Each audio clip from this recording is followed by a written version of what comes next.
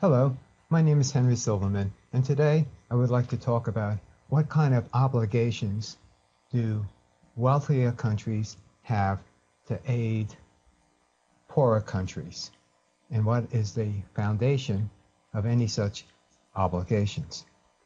This question is spurred on by the recent concern as to whether globalization create new forms of inequality that create obligations to rectify. Essentially, can globalization be harnessed so that all citizens and countries benefit and not just the lucky few?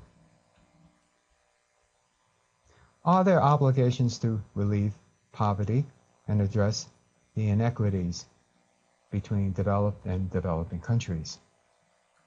We're talking about poverty because access to essential medicines or the lack of access to essential medicines can lead to poverty.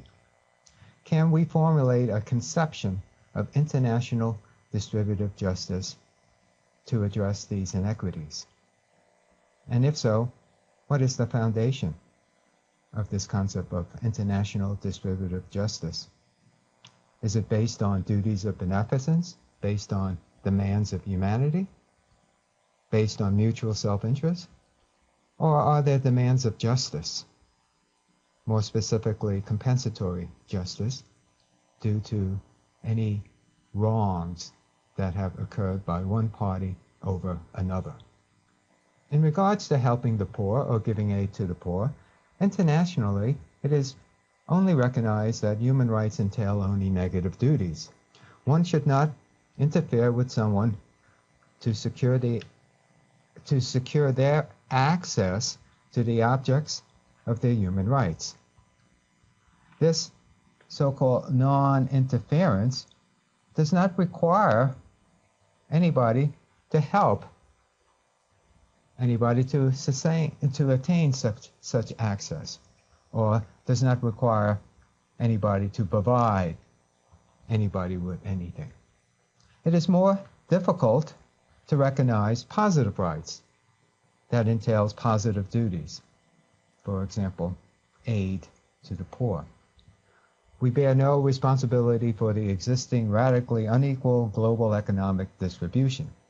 If countries want to aid the poor, it is to their discretion, either based on beneficence or mutual self-interest, but not on a justice claim. However, Thomas Pogge has recently formulated a concept of a negative duty not to interfere with someone securing access to the objects of their rights. This formulation or reformulation in the concept of a negative duty is easier to justify because one is now merely saying that one should not interfere with someone to secure access to the objects of their human rights.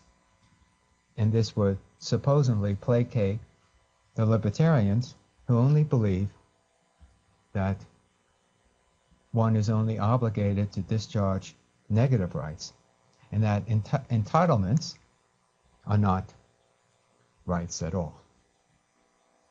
So Thomas Pogge starts by looking at Article 28 of the Universal Declaration of Human Rights, and Article 28 deals with the concept of an international order. Essentially, everyone is entitled to a social and international order in which the rights and freedoms set forth in this declaration can be fully realized. Thomas Pogge writes that an international order is unjust if the following conditions hold. 1, the order is causally associated with a massive human rights deficit. This association is foreseeable, and this association is reasonably avoidable through an alternative design.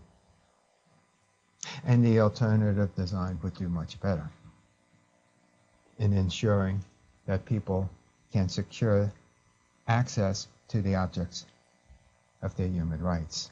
Based on this line of reasoning, Thomas Pogge says that countries have a negative duty not to cooperate in the imposition of unjust institutional arrangements.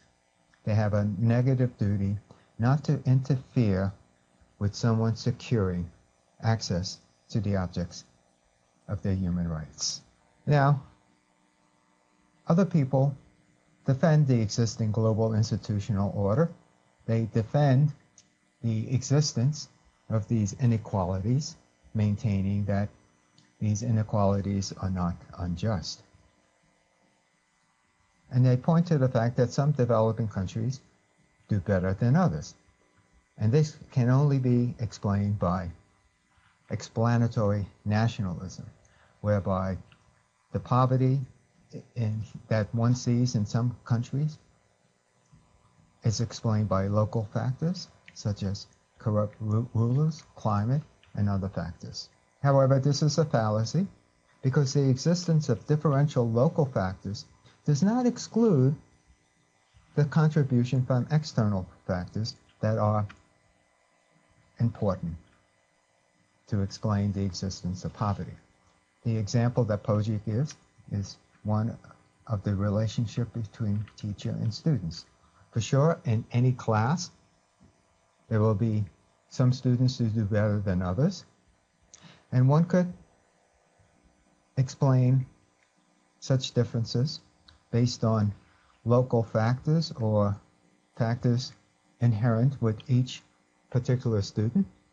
However, that does not exclude the possibility that the teacher, if he or she is better, could lift up the ability of all the students in the class, and also does not exclude the possibility that the teacher imposes analogously an unjust institutional order in the classroom such that some students do worse than the others.